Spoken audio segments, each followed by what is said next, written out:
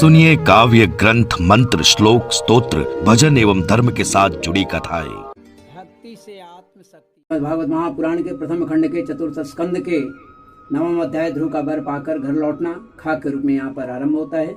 आरंभ करता हूँ। मैत्रेय जी कहते हैं कि बालक ध्रुव से इस प्रकार पूजित हो और उसे अपना पद प्रदान कर भगवान श्री गणध्वज उनके देखते देखते अपने लोक को चले गए।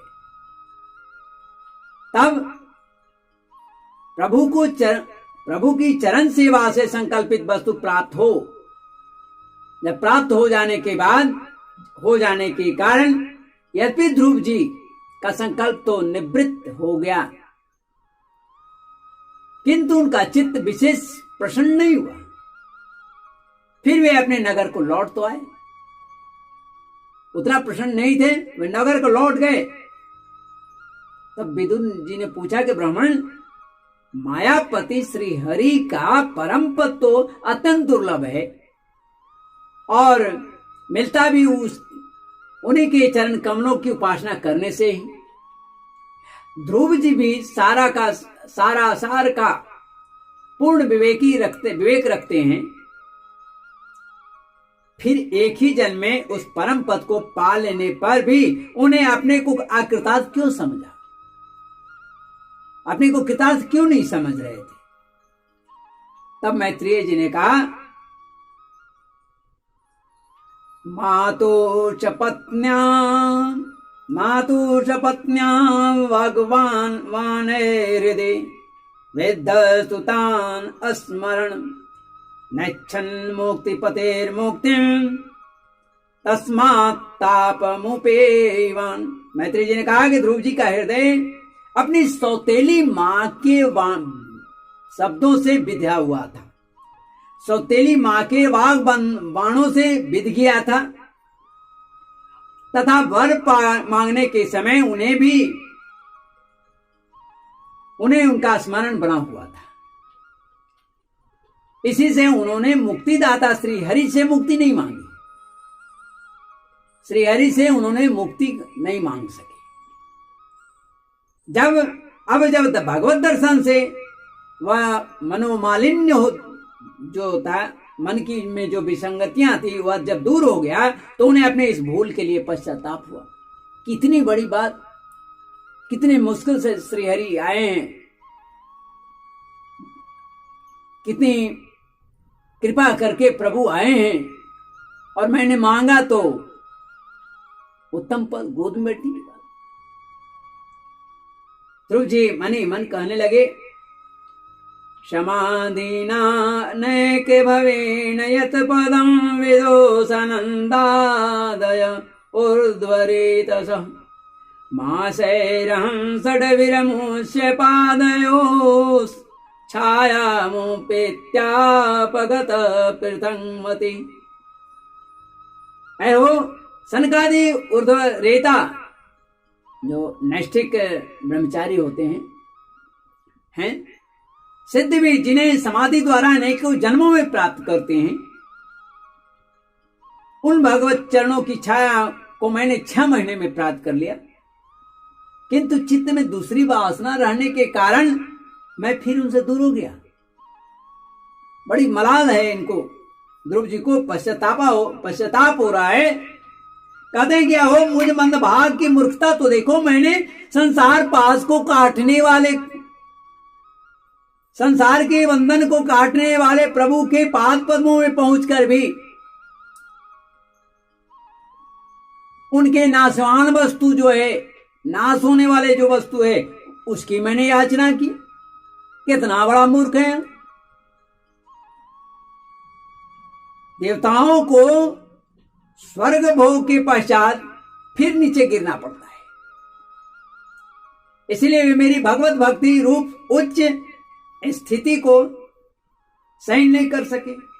अतः उन्होंने मेरी बुद्धि को पलट दिया, बुद्धि बदल दिया, बुद्धि को नष्ट कर दिया।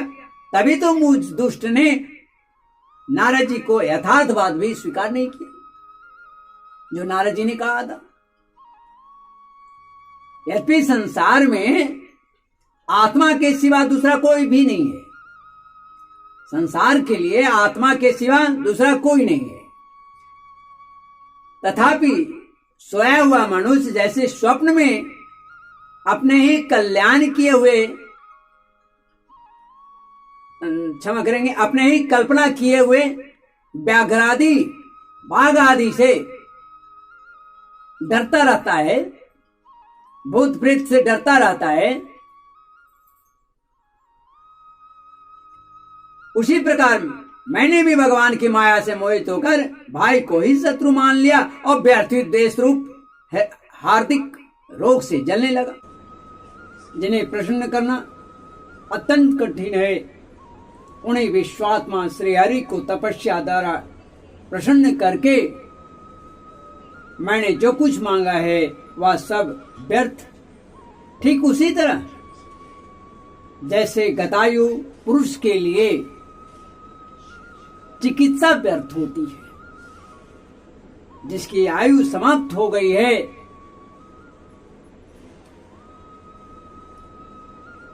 उसकी चिकित्सा व्यर्थ होती है। आगे ध्रुव यह भी सोचते हैं, ओह मैं बड़ा भाग्यहीन हूं, संसार का बंधन नाश करने वाले प्रभु से मैंने संसार ही मांगा। मैं बड़ा ही पुण्यहीन हूं। जिस प्रकार कोई कंगला भूसी सहित यानी तुष सहित चावल की कण मांगे किसी सम्राट, किसी चक्रवर्ती सम्राट से,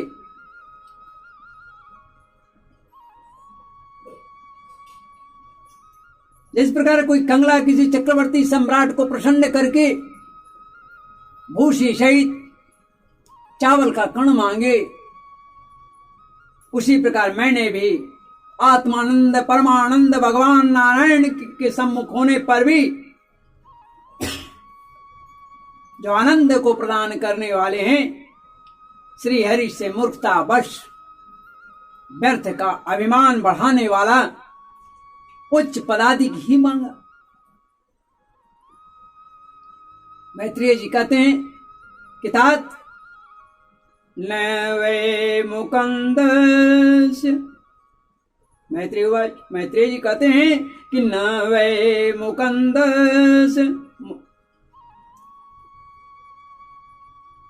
पदा, न वै मुकुन्दस्य पदारविन्द्यो रजोजुषस्तात् भवादृशा जना वाञ्छन्ति तद्दास्य मृतेथमात्मनो यदृच्छया लब्ध मन समृद्ध। हे तात, तुम्हारी तरह जो लोग मुकुंद श्री मुकुंद पदारविंद मकरंद के ही मधुकर हैं, जो निरंतर प्रभु की चरण रज की ही सेवन करते हैं और जिनका मन अपने आप आई हुई सभी परिस्थितियों में संतुष्ट रहता है, वे भगवान से उनकी सेवा के सिवा अपने लिए और कोई भी वस्तु, कोई भी पदार्थ नहीं मांगते। इधर जब राजा उत्तानपाद ने सुना कि उनका पुत्र ध्रुव घर लौट रहा है, तो उन्हें इस बात पर वैसे ही विश्वास नहीं हुआ जैसे कोई किसी के यमलोक से लौट आने पर विश्वास नहीं होता है। जैसे यमलोक से लौटने की बात पर कोई विश्वास नहीं करता है, उसी तरह राजा को अपने पुत्र पर लौटने का समाचार सुनकर विश्वास नहीं। उन्होंने यह सोचा कि मुझे अभागे का ऐसा भाग्य कहां कि अब मैं ध्रुव को देख सकूं। परंतु फिर उन्हें देवर्षि नारद की बात याद आई और इससे उनका इस बात में विश्वास हुआ और वे आनंद के वेग से अधीर हो उठे। कब और कैसे मैं ध्रुव से मिल, कैसे मैं ध्रुव को अपने गले से लगा लूं, अधीर हो उठे, व्याकुल हो उठे और उन्होंने अत्यंत प्रसन्न होकर यह समाचार लाने वाले को बहुमूल्य उपहार उतार कर दिया। राजा उत्तानपाद ने पुत्र का मुख देखने के लिए उत्सुक होकर बहुत से ब्राह्मण, कुल के बड़े बूढ़े मंत्री और बंधुजनों को साथ लिया। एक बढ़िया घोड़ों वाले सुवर्ण जडित रथ तैयार करवाया, उस पर सवार हुए और वे झटपट नगर के बाहर आए। उनके आगे आगे बेध्वनि होती जाती थी तथा शंख, दुदुम्ब एवं बंसी आदि अनेकों मांगलिक बाजे बजते जाते थे। उनकी दोनों रानियां सुनीति और सुरुचि वे स्वर्णमय आभूषणों से विभूषित हो राजकुमार उत्तम के साथ पालकियों पर चढ़कर चल रही थी। ध्रुव उपवन के समीप पहुंच चुके थे। ध्रुव उपवन के समीप पास आ चुके थे। उन्हें देखते ही महाराज उत्तानपाद तुरंत रथ से उतर पड़े। पुत्र को देखने के लिए वे बहुत दिनों से उत्कंठित थे और उन्होंने झटपट आगे बढ़कर प्रेमातुर होकर, भाव विभोर होकर, लंबी लंबी सांस लेते हुए ध्रुव को भुजाओं में कस लिया। सचमुच कहा गया है, बालक से बिछुड़ के पिता कभी सुख से सो नहीं सकता है। आज उनकी चिंता का जो पारावार था, आज उनका ठहराव हुई चिंता का। अब ये पहले के ध्रुव नहीं थे। प्रभु के परम पुनीत पाद पद्मों का स्पर्श होने से इनके समस्त पाप बंधन कट गए थे।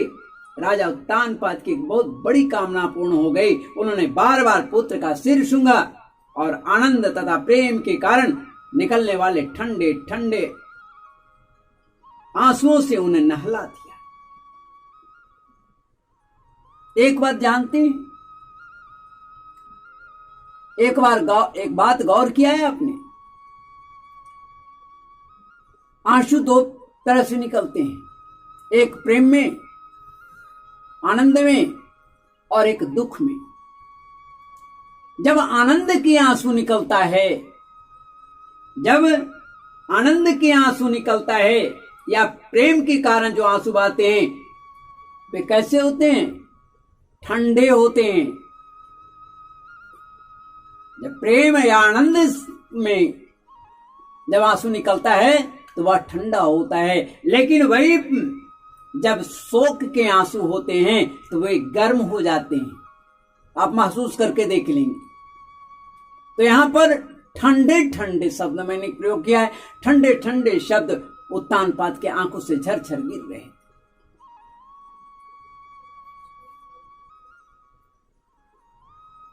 उन्होंने अपने आंसुओं से उन्हें नहला दिया तथा बाद में सज्जनों में अग्रगण ध्रुव जी ने पिता के चरणों में प्रणाम किया। उनसे आशीर्वाद पाकर कुशल प्रश्नादि से सम्मानित हो दोनों माताओं को प्रणाम किया।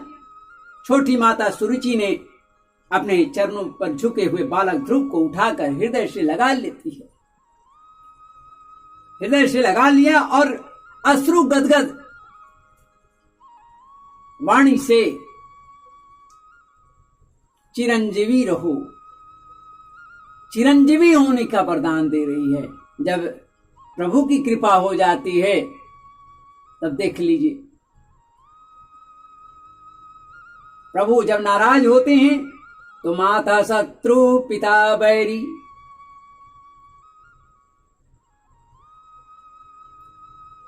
ऐसा होता है। आज वही जब श्री हरि की आशीर्वाद प्राप्त हुई तो वह सौतेली माँ भी आज चिरंजीवी होने का आशीर्वाद देती है। जिस प्रकार जल स्वयं ही नीचे की ओर बहने लगता है, उसी प्रकार मैत्री आदि गुणों के कारण, प्रेम आदि गुणों के कारण जिस पर श्री भगवान प्रसन्न हो जाते हैं, उसके आगे सभी जीव झुक जाते हैं।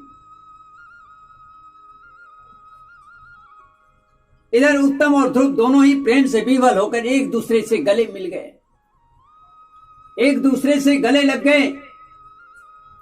एक दूसरे के अंगों का स्पर्श पाकर उन दोनों के ही शरीर में रोमांच हुआ। बार बार नेत्रों से अश्रुओं की धारा बहने लगी। ध्रुव की माता सुनीति अपनी प्राणों से भी प्यारे पुत्र को गले लगाकर सारा संताप, सारा कष्ट, सारा दुख भूल गई।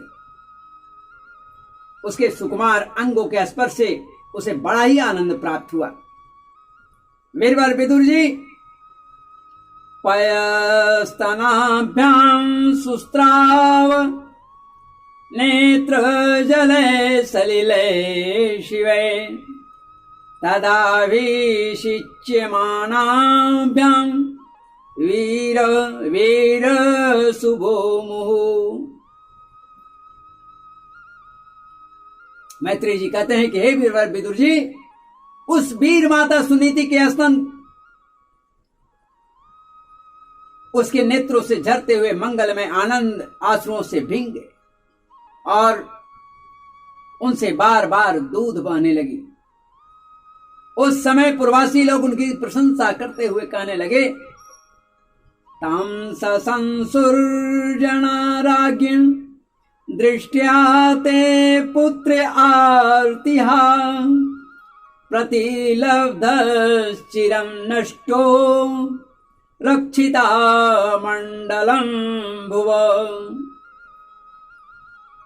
महारानी जी, आपका लाल बहुत दिनों से खोया हुआ था, सौभाग्यवश अब वह लौट आया है। यह हम सब का दुख दूर करने वाला है, बहुत दिनों तक भूमंडल की रक्षा करेगा, बहुत दिनों तक भूमंडल की रक्षा करेगा। आपने अवश्य शरणागत भय भंजन श्री हरि की उपासना की है।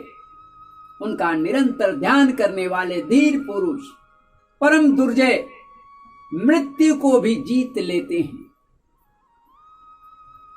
विदुर जी, इस प्रकार जब सभी लोग ध्रुव के प्रति अपना लाड़ प्यार प्रकट कर रहे थे, उसी समय उन्हें भाई उत्तम के सहित हाथनी पर चढ़ाकर महाराज उत्तानपाद ने बड़े हर्ष के साथ राजधानी में प्रवेश किया। उस समय सभी लोग उनके भाग्य की बड़ाई कर रहे थे।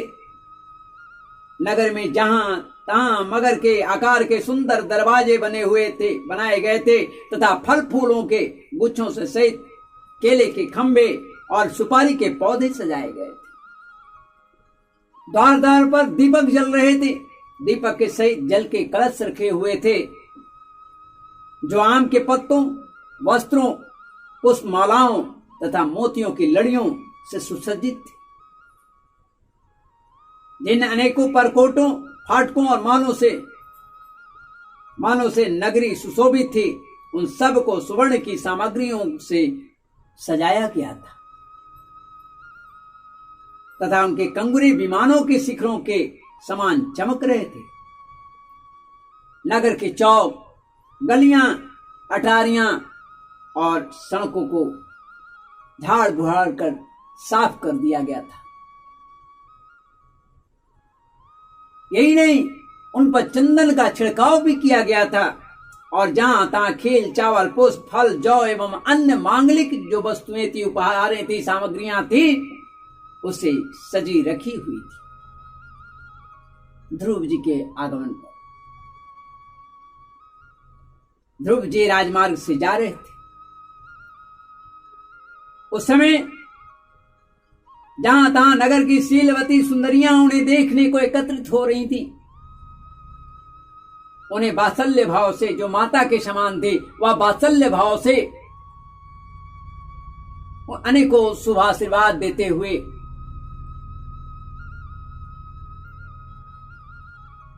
उन पर सफेद सरसों, अक्षत, दही, दुर्वा, जल, पुष्प, फलों की वर्षा कर रहे। इस प्रकार उनके मनोहर गीत सुनते हुए ध्रुव जी ने अपने पिता के महल में प्रवेश किया।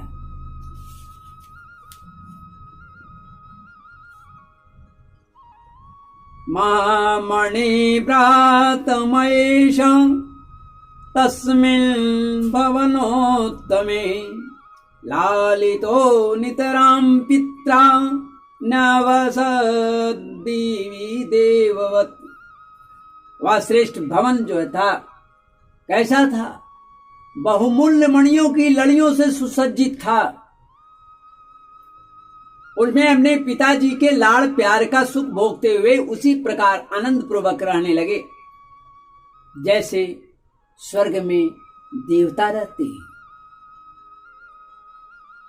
वहां दूध के फेन के समान सफेद और कोमल शैयाएं थी, हाथी दांत के पलंग, सुनहरी कामदार पर्दे, बहुमूल्य आसन और बहुत सा सोने का सामान था। उसके स्फटिक और महामरकत मणि यानी पन्ना की दीवारों में रत्नों की बने हुए स्त्री मूर्ति पर रखे हुए मणिमय दीप जगमगा रहे हैं। उस महल के चारों ओर अनेक जाति के दिव्य वृक्षों से सुशोभित उद्यान थे, जिनमें नर और मादा पक्षियों का कलरव होता रहता था। मतवाले यहां भौरों का गुंजार होता रहता था। उन बगीचों में बैदुरी मणि यानी पुखराज की सीढ़ियों से सुशोभित बावलियां थी, जिन्हें लाल, नीले और सफेद रंग के कमल खिले रहते थे, जिनमें तथा हंस, कारंडव, चकवा एवं सारस आदि पक्षी क्रीड़ा करते थे। राजर्षि उत्तानपाद ने अपने पुत्र के अति अद्भुत प्रभाव की बात देवर्षि नारद से पहले ही सुन रखे थे। अब से प्रत्यक्ष वैसा ही देखकर उन्हें बड़ा आश्चर्य हुआ। फिर यह देखकर कि अब ध्रुव तरुण अवस्था को प्राप्त हो गया है, अब जवान हो गया है, अमर्त्य वर्ग उन्हें आदर की दृष्टि से देखते हैं।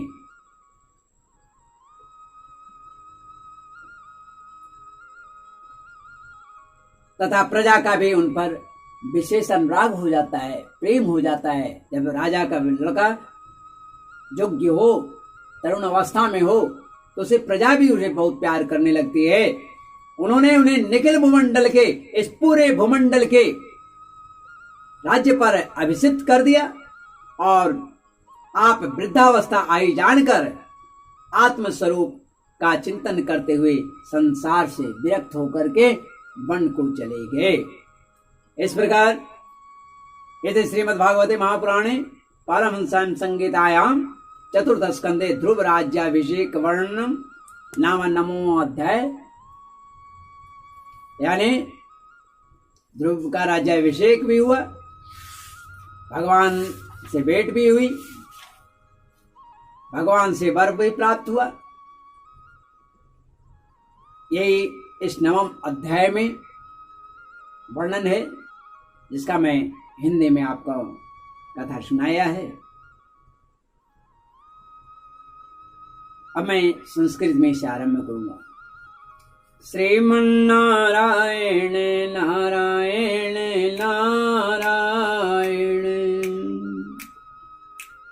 हरि नारायण नारायण नारायण,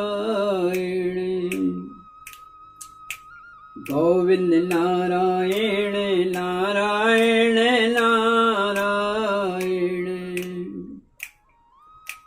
बंदो गुरुपद पदुम परागा, सुरुचि सुवास सरसय अनुरागा,